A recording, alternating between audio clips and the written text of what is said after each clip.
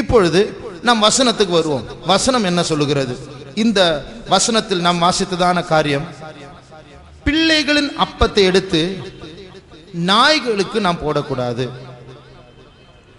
இந்த வசனத்தை வாசிக்கும் போது ஆண்டவர் யாரிடத்தில் பேசுகிறார்? ஒரு ஸ்திரீயுடைய மகளுக்கு சுகமில்லை, ஒரு ஸ்திரீயுடைய மகளுக்கு வியாதி. அந்த வியாதினால இந்த தாய் இயேசுவிடத்தில் போய், என் மகளுக்கு சுகம் இல்லை, தயவு செய்து இயேசுவே கொஞ்சம் சுகம் தரணும் என்று சொல்லி சுகத்தை கேட்கும் போதுதான் இயேசு சொல்லுகிறார், பிள்ளைகளுக்கு கொடுக்க வேண்டிய அப்பத்தை எடுத்து நான் நாய்களுக்கு போடக்கூடாது.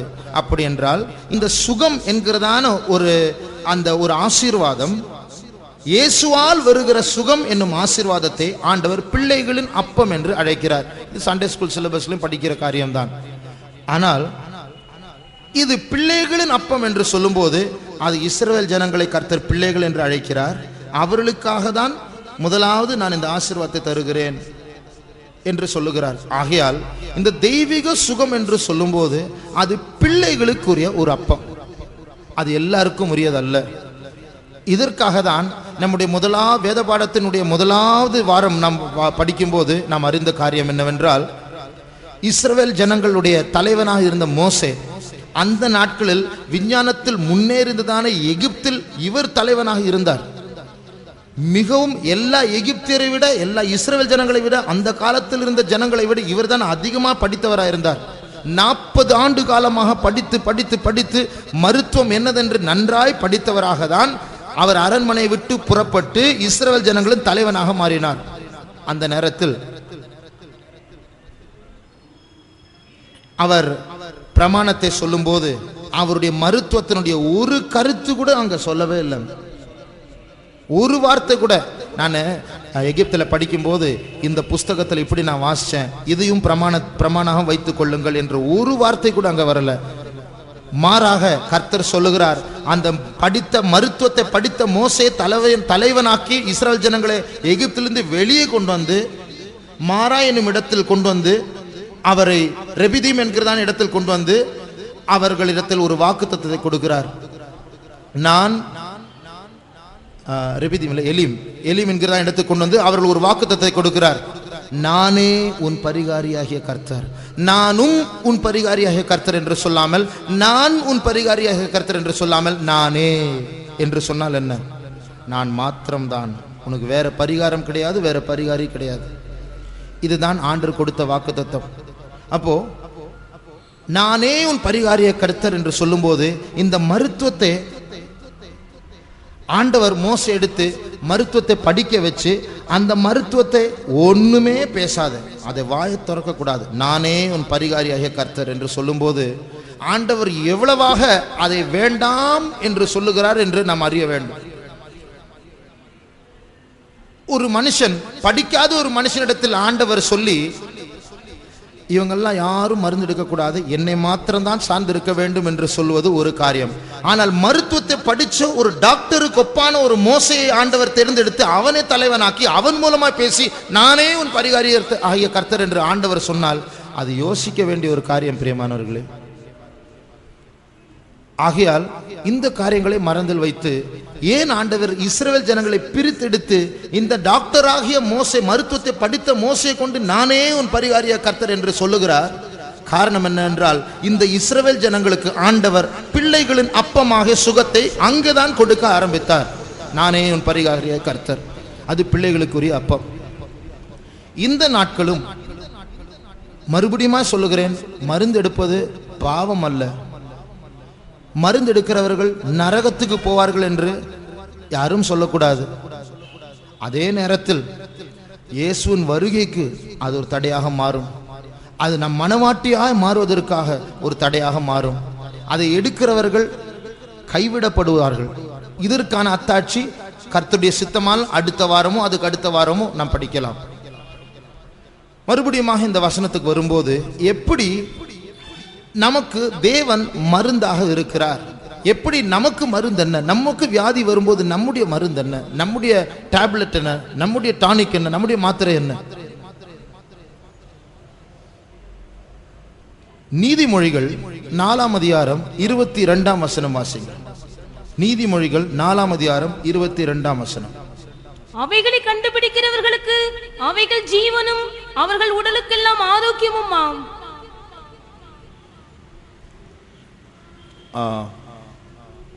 இங்கே எல்லாருக்கும் இங்கிலீஷ் பைபிள் இருக்குமான்னு தெரியாது. இதே வசனம் இங்கிலீஷ் பைபிள் உடலுக்கு ஆரோக்கியம் அப்படின்னு அந்த வார்த்தை இருக்குல்ல, அந்த ஆரோக்கியம் என்கிறதான வார்த்தைக்கு இங்கிலீஷ் பைபிள் ஹெல்த் ஆரோக்கியம் ரெண்டும் ஒன்று தான். ஆனால் அந்த ஹெல்த் என்கிறதான வார்த்தையில் மார்ஜினில் வேற ஒரு வார்த்தை போட்டிருக்கும். யாராவது பைபிளில் இருக்கா? அது என்ன வார்த்தை? இல்லை, ஹெல்த்துக்காக மார்ஜினில் நடுவில் சிலருடைய பைபிள் பிரிச்சிருக்கும். அந்த ஹெல்த்தில் ஒரு நம்பரோ ஒரு லெட்டரோ போட்டிருப்பாங்க அண்டர்லைன் பண்ணி. அந்த லெட்டரை நீங்கள் மார்ஜினில் பாருங்கள், வேற ஒரு வார்த்தை போட்டிருக்கும். சில பைபிளில் தான் இருக்கு, எல்லா பைபிளும் இருக்காது. நடுவில் நீதிமொழிகள் 4:22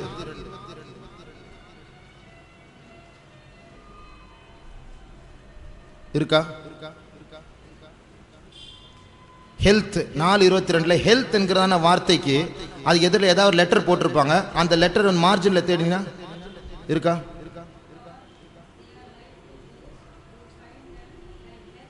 அந்த ஹெல்த் இருக்குல்ல, அந்த ஹெல்த்ங்கிற வார்த்தை நடுவில் மார்ஜின் இருக்கு பாருங்க, நடுவில் கேப் வசனம் எழுதி இருக்கு பாருங்க, அதில் ஒன்றும் இல்லை. சரி, சில பைபிளில் மார்ஜினில் இன்னொரு வார்த்தை அதுக்கு ஹெல்த்துக்கு பதிலாக மெடிசின் போட்டிருக்கும். மெடிசின் மருந்து. ஆகையால் தமிழில் எப்படின்னா அவர்களுடைய உடலுக்கெல்லாம் ஆரோக்கியம் என்று சொல்லாமல் மருந்தா இருக்கும் என்று வேதம் சொல்லுகிறது. அது இன்னொரு வியாக்கியானம், மொழிபெயர்ப்பு. எது? ஆண்டவருடைய வசனம். 19ஆம் வசனத்தை வாசித்தால் அங்கே அந்த வசனத்தை எழுதுகிறவர்கள் தேவனுடைய வார்த்தைகளை பற்றி தான் எழுதுகிறார். என் வார்த்தைகளை கேட்கிறவன், என் வார்த்தைகளை கவனிக்கிறவன், அவனுக்கு இந்த வார்த்தைகள் அவனுடைய உடலுக்கு ஆரோக்கியமாக இருக்கும், மருந்தாக இருக்கும். ஆகையால் கர்த்தருடைய வசனம் தான் நமக்கு மருந்து. 107ஆம் சங்கீதம் 20ஆம் வசனம் வாசிங்க. 107ஆம் சங்கீதம் 20ஆம் வசனம். அவர் தமது வசனத்தை அனுப்பி அவர்களை குணமாக்கி அவர்களை அழிவுக்கு தப்புவிக்கிறார். இங்கேயும் ஆண்டவர் அவருடைய வசனத்தை அனுப்பி குணமாக்குறார். ஆகையால் வசனம் தான் நமக்கு மருந்தாக இருக்கிறது. நம்மில் அநேகர் யோசிக்கிறதான ஒரு குறைவான வெளிப்பாடுடையவர்களாக இருக்கிறோம். எப்படி என்றால், வசனம் பைபிள் வாசிக்கும் போது நாம் எல்லாம் நினைக்கிறோம் அது நம்முடைய ஆத்மாவுக்கு மாத்திரம்தான் பிரயோஜனம் நினைச்சிட்டு இருக்கிறோம். அது மாத்திரம் கிடையாது, இந்த வசனம் நம்முடைய சரீரத்தையும் பலப்படுத்தும் என்று நாம் அறிய வேண்டும். இதற்கு அத்தாட்சியாக மத்தேயு 4ஆம் அதிகாரத்தில் 4ஆம் வசனம் வாசிங்க. அவர் பிரதியுத்தரமாக, மனுஷன் அப்பத்தினாலே மாத்திரமல்ல தேவனுடைய வாயிலிருந்து புறப்படுகிற ஒவ்வொரு வார்த்தையினாலும் பிழைப்பான் என்று எழுதியிருக்கிறதே என்றார். ஆண்டவர் இந்த வார்த்தையை யாரிடத்தில் சொன்னார்? பிசாசிடத்தில். எப்பொழுது சொன்னார்? பிசாசு ஆண்டவரை இப்ப சோதிக்கிறான். ஆண்டவரே, நீ தேவகுமாரன் தானே? அவருக்கு அப்ப பசிக்குது, இயேசுவுக்கு பசிக்குது. ஏன்னா 40 நாள் உபவாசத்தில் இருந்திருக்காரு. இப்ப 40 நாள் உபவாசம் எடுத்த பிறகு அவருக்கு பசி உண்டாகும் போது இப்ப சாத்தான் சோதிக்கிறான். என்ன சொல்லுகிறான்? தேவகுமாரன் தானே, நீ என்ன சொன்னாலும் என்ன நடக்கும் தானே? அப்ப இங்கெல்லாம் கல்லா கிடக்குது, அப்பமா மாற கடவுதுன்னு சொல்லி பார்ப்போம், சொல்லுங்க பார்ப்போம் அப்படின்னு சோதிக்கிறார். அப்ப என்ன அர்த்தம்? அவருடைய பசியை தீர்க்கிறதுக்கு தேவனுடைய சித்தத்தை தேடாமல் அவருடைய சொந்த பலத்தை கொண்டு தேவனுடைய சித்தத்துக்கு மாறாக கல்லை அப்பமாக மாற்றி புசி, நீ தேவகுமாரன் நிரூபி என்று சொல்லுகிறார். அது ஒரு சோதனை. ஆனால் இயேசு என்ன சொன்னார்? மனுஷன் அப்பத்தினால் மாத்திரமல்ல தேவனுடைய வசனத்தினாலும் பிழைப்பான் என்று சொல்லும்போது, பிசாசு சரீர பிரகாரமான ஒரு அப்பத்தை தன்னுடைய சரீரத்தை நிரப்பும்படி, வயிற்றை நிரப்பும்படியாக பேசும்போது, ஆண்டவர் பொருத்தம் இல்லாமல் வசனத்தை ஆத்மாவை போஷிக்கிறதை பற்றி பேசுறது கரெக்டா? அது சரியான பதிலா? ஆண்டவர் பிரதியுத்தரமாக பிசாசிடத்தில் பிசாசு சரீரத்தை பற்றி பேசும்போது ஆண்டவர் பதில் சொல்லும்போது சரீரத்தை பற்றி தான் பதில் சொல்லணும். அதான் கரெக்ட் ஆன்சர். அப்போ சரீரத்தை போஷிக்கிறதான அந்த அப்பத்தை புசி என்று சாத்தான் சொல்லும்போது ஆண்டவர் ஆத்மாவை போஷிக்கிறதான வசனத்தை பற்றி சொல்ல மாட்டார். அவர் சொல்லுகிறார், அவருடைய கருத்து, அந்த வசனத்தை கருத்து, பிசாசே, இந்த 40 நாள் நான் புசிக்காம இருந்தேனே, என்னை அப்பொழுது போஷித்தது யார்? அவருடைய வசனம் தான் எனக்கு ஆகாரமாக இருந்தது. மனுஷன் அப்பத்தினால் மாத்திரமல்ல தேவனுடைய வாயிலிருந்து புறப்படுகிற ஒவ்வொரு வார்த்தையினாலும் மனுஷன் பிழைப்பான். அதனுடைய அர்த்தம் நம்முடைய ஆத்மா மாத்திரமல்ல, நம்முடைய சரீரத்தையும் அவர் வசனத்தினாலும் பலப்படுத்துகிறார். ஆகையால் தேவனுடைய ஜனங்களுடைய சரீரங்கள் ஆகாரத்தினால் மாத்திரமல்ல, தேவனுடைய வார்த்தையினாலும் காக்கப்படுகிறது. இது நாம் அறிய வேண்டும். இதுதான் சுகத்தின் ஒரு ரகசியம். அவருடைய வசனத்தை அனுப்பி அவர்களை குணமாக்கினார். ஆகையால் தேவனுடைய வசனம் நம்மிடத்தில் சேரும் போது நம்முடைய சரீரமும் பலன் அடைகிறது. இதே வசனத்தை பழைய ஏற்பாட்டிலும் வாசிக்கலாம். எங்க வாசிக்கலாம்? மனுஷன் அப்பத்தினால் மாத்திரமல்ல, தேவனுடைய வாயிலிருந்து புறப்படுகிற ஒவ்வொரு வார்த்தையினாலும் பிழைப்பான் என்று எழுதப்பட்டிருக்கிறதே என்று இயேசு சொன்னாங்க. எங்கே எழுதப்பட்டிருக்கிறது? உபாகமம் 8ஆம் அதிகாரம் 3ஆம் வசனம். உபாகமம் 8ஆம் அதிகாரம் 3ஆம் வசனம். அவர் உன்னை சிறுமைப்படுத்தி உன்னை பசியினால் வருத்தி மனுஷன் அப்பத்தினால் மாத்திரமல்ல கர்த்தருடைய வாயிலிருந்து புறப்படுகிற ஒவ்வொரு வார்த்தையினால் பிழைப்பான் என்பதை உனக்கு உணர்த்தும்படிக்கு நீயும் உன் பிதாக்களும் அறியாதிருந்த மன்னாவினால் உன்னை போஷித்தார். ஆண்டவர் என்ன சொல்றாரு? 38 ஆண்டு காலமாக, இல்லை என்றால் 40 ஆண்டு காலமாக இஸ்ரவேல் ஜனங்களுக்கு காலையில் இட்லி, மத்தியானம் சோறு, ராத்திரி சப்பாத்தி, ஒரு வாரத்துக்கு 3 முறை மட்டனு, இடையில முட்டை, இடையில சிக்கன், இப்படின்னு சொல்லிட்டு எல்லா வகையான ஆகாரத்தை கொடுத்து என் பிள்ளைங்க நல்ல பிள்ளைங்க, இவங்க நல்லா இருக்கணும், புஷ்டியாக இருக்கணும், ஒரு 60 வயசு வரைக்கும் இருக்கணும் என்றெல்லாம் சொல்லி அப்படியே பேலன்ஸ்டு டயட், அது பல வகையான இருக்கிற புரோட்டீனு, விட்டமின், அது இதெல்லாம் கலந்துதான ஒரு ஆகாரம் என்று சொல்லி ஆண்டவர் கொடுக்கல. காலையில் எழும்புனா வெள்ளையாக இருக்கும் தர, அது பேர் மன்னா, பனி மாதிரி பெய்யும்.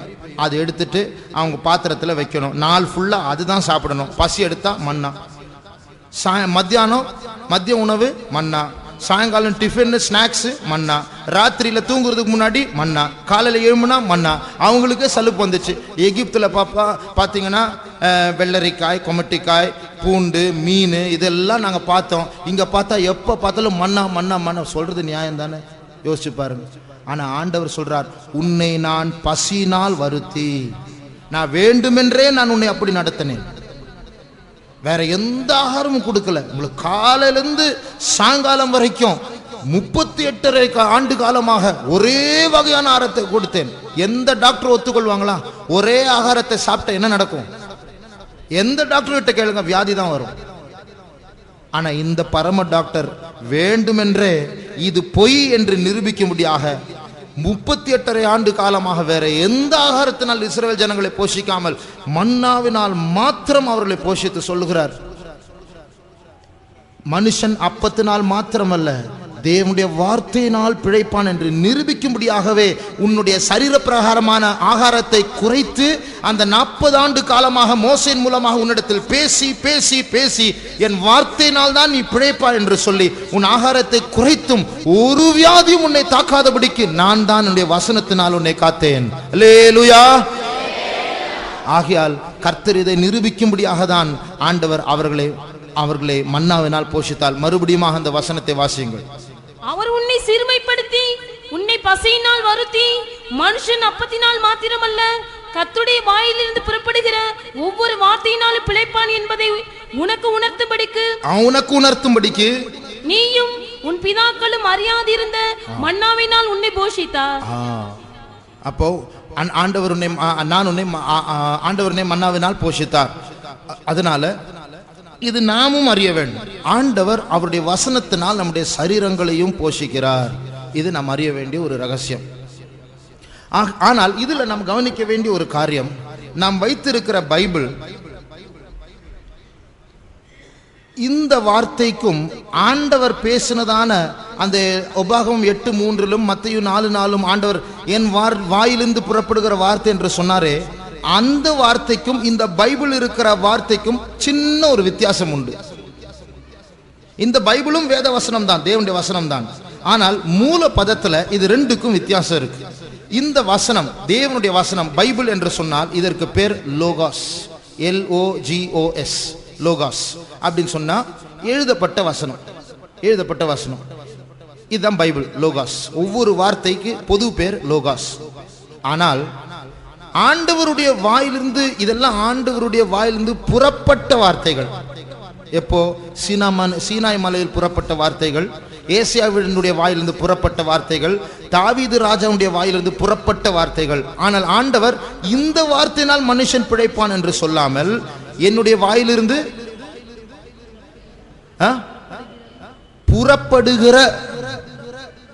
புறப்படுகிற நிகழ்காலத்தில் ப்ரொசீடத், என்னுடைய வாயிலிருந்து புறப்படுகிற ஒவ்வொரு வார்த்தையினாலும் மனுஷன் பிழைப்பான். அதனுடைய அர்த்தம் என்ன? நம்ம பைபிள் வாசிக்கிறோம் இல்லையா? பைபிள் வாசிக்கும் போது ஏதோ ஒரு வசனம் நம்ம இடத்துல பேசும். காலையில் பைபிள் வாசிக்கிறதுக்கு முன்னாடி நம்ம ஆண்டவர்கிட்ட ஒரு நிமிஷம் பேசணும், ஜெபம் பண்ணணும். ஆண்டவரே, இப்போ நான் பைபிள் வாசிக்க போகிறேன், உங்களுடைய வசனத்தினால் என்னோட பேசும் ஆண்டவரே அப்படின்னு ஒரு நிமிஷம் ஜெபம் பண்ணிட்டு நம்ம வாசிச்சா எங்கேயோ அந்த பைபிள் போர்ஷனில் அந்த அதிகாரத்தில் கர்த்தர் பேசுவார். ஒரு சின்ன வசனமாக இருக்கட்டும், சின்ன வெளிச்சம், அதுதான் உங்களுக்கும் எனக்கும் இந்த வனாந்திர பாதையில் மன்னா. இதான் நம்முடைய மன்னா.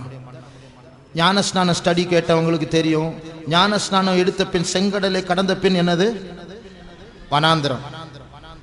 கானான் தேசம் போய் சேர்ற வரைக்கும் வனாந்திரம் தான். அதனால ஞானஸ்நானம் எடுத்தவங்க எல்லாம் இயேசுவின் வருகையில எடுத்துக்கொள்ளப்படும் வரைக்கும், இல்லை என்றால் சாகும் வரைக்கும் நம்முடைய ஆவிக்குரிய வாழ்க்கை வனாந்திரத்தில் தான். ஆனால் வனாந்திரத்தில் இருக்கும் வரைக்கும் காலையில் மாலையில் அவர்களுக்கு கொடுக்கப்பட்டது மன்னா.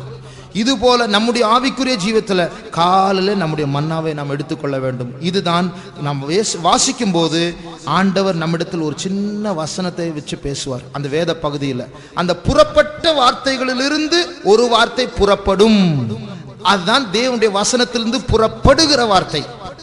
அதுக்கு பேர் தான் ரீமா, RHEMA. அதுக்கு புறப்படுகிற, பேசப்படுகிற வார்த்தை. ஆகையால் லோகாஸ் என்று சொன்னால் எழுதப்பட்ட வார்த்தை, அதுதான் பைபிள். ஆனால் இந்த எழுதப்பட்ட வார்த்தையிலிருந்து நம்ம பைபிள் படிச்சுட்டு இருக்கோம், திடீர்னு ஒரு வார்த்தை வசனம் குதிக்கும், அப்படியே பாய்ந்து நம்முடைய உள்ளத்துக்குள்ள இது எனக்காக எழுதப்பட்ட வார்த்தை ஒரு வார்த்தை தொடும். அந்த வார்த்தை தான் ரீமா. இல்லை என்றால் பேசப்படுகிற வார்த்தை, இல்லை என்றால் புறப்பட்ட வார்த்தையிலிருந்து புறப்படுகிற ஒரு வார்த்தை. இந்த வார்த்தையினால் மனுஷன் பிழைப்பான். இதுதான் காலையில் உங்களுக்கு எனக்கும் டேப்லெட், இதுதான் காலையில் உங்களுக்கு எனக்கும் மருந்து. இதை காலையில் சாப்பிடாததுனால தான் வியாதி. இந்த வியாதியை தீர்க்கிறதுக்கு எங்கேயோ டாக்டர் கிட்ட போறோம், அவன் ஏமாத்துறான், பில்லை வாங்க, பெரிய பில்லை காட்டுறான். ஏன் தேவையில்லை? ஆண்டு எவ்வளவு பில்லு கேட்கறதுக்கு? எழுதி கொடுத்த வார்த்தையே காலையில் எழும்பி பிரைசிங் முடிச்சுட்டு வாசிச்சு ஆண்டர்கிட்ட வசனத்தை கேட்கறதுக்கு சோம்பேறி. இதுக்கு நம்ம கடனாளியா மாறுறோம். ஒன்றும் தெரியாத டாக்டர்கிட்ட இயேசுவை பற்றி, எங்களுடைய சரீரத்தை பற்றி, மீட்பை பற்றி, ரட்சிப்பை பற்றி, சிலுவை மரணத்தை பற்றி, தழும்புகளை பற்றி, அவருடைய புறப்பட்ட வார்த்தையை பற்றி, புறப்படுகிற வார்த்தையை பற்றி ஒன்றும் தெரியாத டாக்டர்கிட்ட ஏதோ படிச்சுட்டு எழுதி கொடுக்குறாங்க. அதுலேயும் ஒரு தேர்ச்சி இல்லை. அதனால தேவனுடைய வாயிலிருந்து புறப்படுகிற வார்த்தையினால் மனுஷன் பிழைப்பான். இதுதான் தேவன் நமக்கு தருகிறதான மருந்து. இதை நாம் காலையில் புசித்தால் இதுதான் நம்முடைய மன்னா. ஆகையால் தான் ஆண்டவர் சொல்லுகிறார், உங்களுடைய பிதாக்கள் வானத்திலிருந்து மன்னாவை புசித்தார்கள், 40 ஆண்டு காலமாக அவர்கள் மன்னாவை புசித்து 40 ஆண்டு காலமாக உயிரோடு இருந்தார்கள். ஆனால் இப்பொழுது அவர்கள் மரித்துதான் இருக்கிறார்கள். ஆனால் இப்பொழுது பரலோகத்திலிருந்து ஒரு புதிய மன்னா வந்திருக்கிறார். அவரை புசிக்கிறவர்கள் ஒருபோதும் மரிக்க மாட்டார்கள், அவர்கள் மரித்தாலும் பிழைப்பார்கள். அந்த ஜீவ அப்பம் நானே, நான் தான் வார்த்தை. இந்த வார்த்தை மாமிசமாகி இப்பொழுது உங்கள் மத்தியில் வாசம் செய்து கொண்டிருக்கிறது. என்னை புசிக்கிறவன் எவனோ அவன் நித்திய ஜீவனில் நிலைத்திருப்பான். அந்த சரீரத்தை வியாதி தாக்க முடியுமா? இதுதான் தெய்வீக சுகத்தின் ரகசியம். பிரியமானவர்களே, நேரமாகிவிட்டது. நம்முடைய கண்களை மூடுவோம்.